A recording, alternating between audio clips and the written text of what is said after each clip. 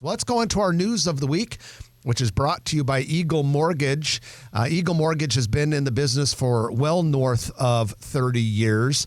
It doesn't matter whether you're going to go conventional loan or if you want to do the FHA, VA loan thing. They even have a couple specialty loans that they do, but they do a great job of it. They sit down with you, learn your situation, and because they're not a bank, they're not beholden to one lender. They're a mortgage broker, right?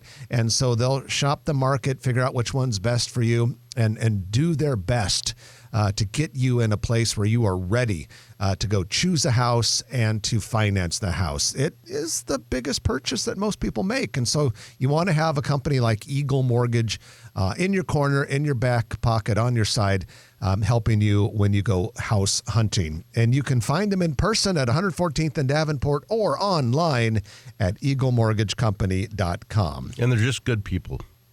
And they are good people. Thanks for mentioning that. Well, let's go into our news, Trenton and Brad.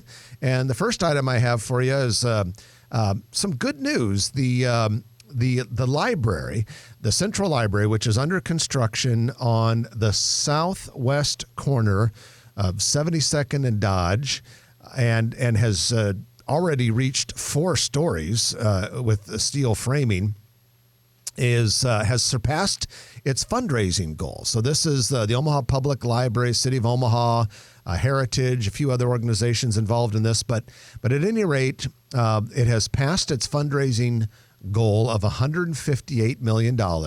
That means that Omaha's new public library is one of the largest philanthropic commitments to a public library system in recent history nationwide. It'll be 96,000 square feet when it's done.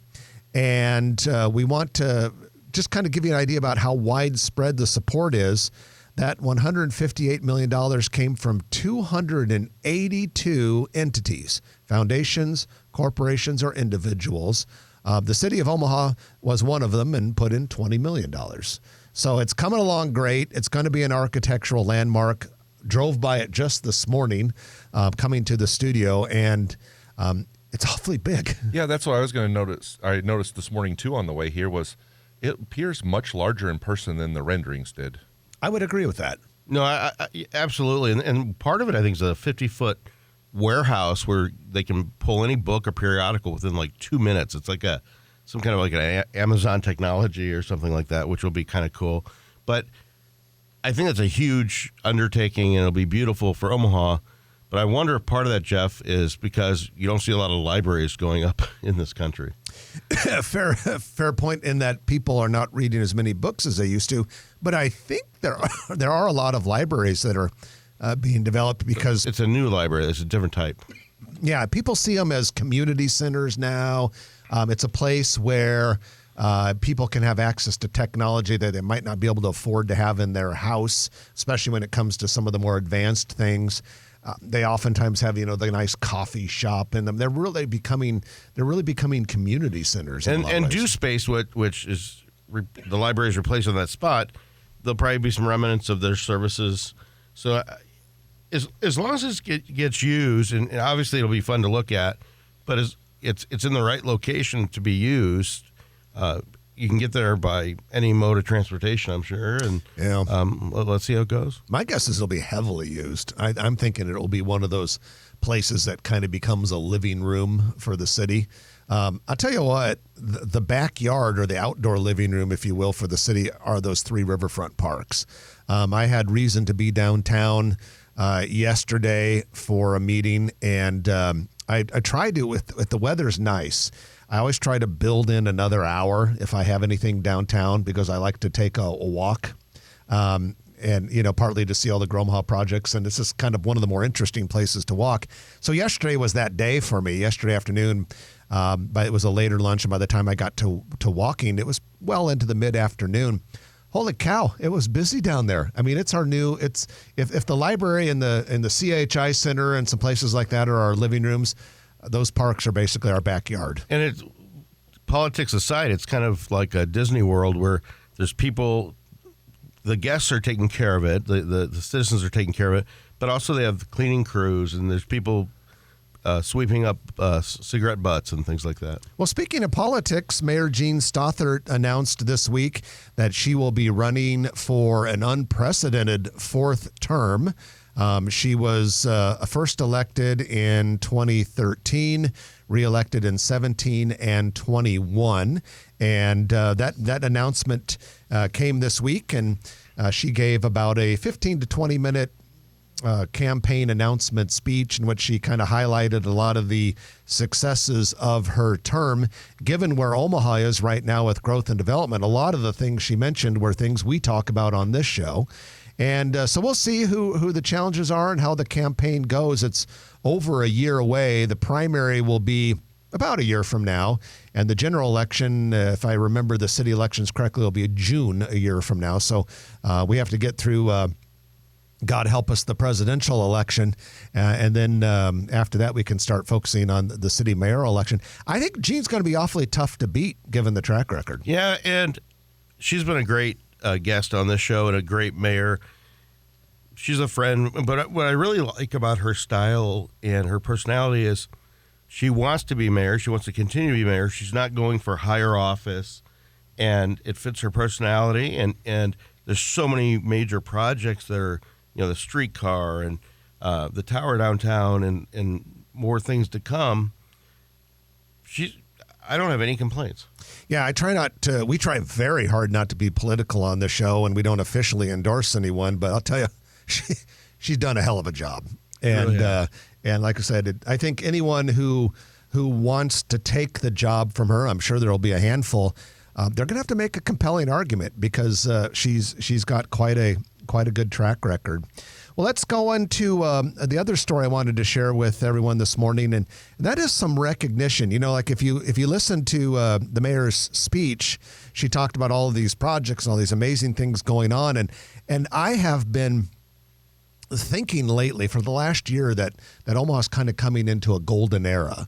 In fact, I talked to a group of Rotarians over lunch earlier this week and kind of was sharing some stuff about Grow Omaha, and I told them that exact same thing. I said, we're kind of coming into a golden era, and with all the projects and the big steps we're taking, and I think you're going to see some accelerated growth as a result of it. And we're starting to see some signs. And we mentioned two things in this week's Grow Omaha newsletter that comes out every Thursday afternoon. The first one is a national trade publication called Multi-Housing News, ranked Omaha number 1 on its list of top 10 emerging multifamily markets for 2024, mentioned that the Omaha market completed over 4,500 new apartment units last year, and that 8,000 apartment units are currently under construction. Nevertheless, the apartment market in Omaha still has a 96% occupancy rate. But before you comment on that, guys, let me also mention this. Another sign. CoStar, which is a real estate analytics firm, has reported that the vacancy in the retail real estate market is the lowest in recorded history at only 3.8% for the metro area. Year-over-year rent growth, 7.9%, the second highest level on record. Among the 61 top retail markets in the United States, Omaha has the 15th lowest retail vacancy rate and fourth highest rental growth rate. By the way, there are 65 million square feet of retail space in the Omaha area. When I see those two articles, incredibly healthy apartment development market and an incredibly healthy retail market, it tells me some good stuff is happening here in the marketplace. I think we're very fortunate in Omaha, and we're a diverse economy. We're on the national stage. We get a lot of recognition, and the city council, the mayor's office, everybody kind of works together. There's a ton of disposable income in Omaha, and also didn't we read that the population growth has stepped up a little bit too? Yeah, That's a good point, Trenton. We had actually had a surprisingly slow population growth for that year, toward the 2 years toward the end of the pandemic, and that has really picked up. It went up to 0.78% from summer of 22 to summer of 23. Metro areas in the United States as a whole, on average, only grew about 0.53%. So it's going well. I suspect that number from 23 to 24 will be quite a bit higher than that. It's the apartment number is good to see that the rental rate is up that high, because there are, like you mentioned, a lot of apartments coming online. But also the retail number is interesting. That it seems like we've for a while had a lot of big boxes that were coming empty, but I've seen a lot of those big boxes maybe not be a traditional retailer move in there, but some of them are moving to like a sports and athletics. Some of them are turning into entertainment venues. So there's just a lot of kind of creative reuses of some of these retail buildings out there. One of our old friends, Phyllis Choate, I ran into her at an event down at the Durham, and our old Spanish teacher, Norm Choate, and her friend Eric that worked for us, or with us. She's on the Douglas County Historical Society, and they do a garage sale, a fundraiser that takes care of a lot of the Omaha landmarks and stuff like that. And she's looking for 20 to 30,000 square feet for a couple weeks in the next couple of months to raise money and to take care of the structures and different things. If anybody knows about that. But I had to let her know when she reached out to me after I saw her was, I can't think of big boxes, in 20 to 50,000 feet or more that are available. Can you guys think of any space? We have, Trenton, we have the same problem. We have a couple brokers in our office at NAI NP Dodge who are representing a national hardware home improvement chain that wants to come into the Omaha market. They use more like junior anchor space. They're not huge like Home Depot or Menards. They want more junior anchor space, and it's very, very difficult to find spaces for them. So it's a tight market. Well, that is your news of the week, which is brought to you by Eagle Mortgage, eaglemortgagecompany.com. If you like this video, be sure to hit those like and subscribe buttons. And remember, Grow Omaha is not just media. This is a mission. We are trying to build up Omaha and make it an even better place. We can only do that with your help. Share this video with your friends, neighbors, and family.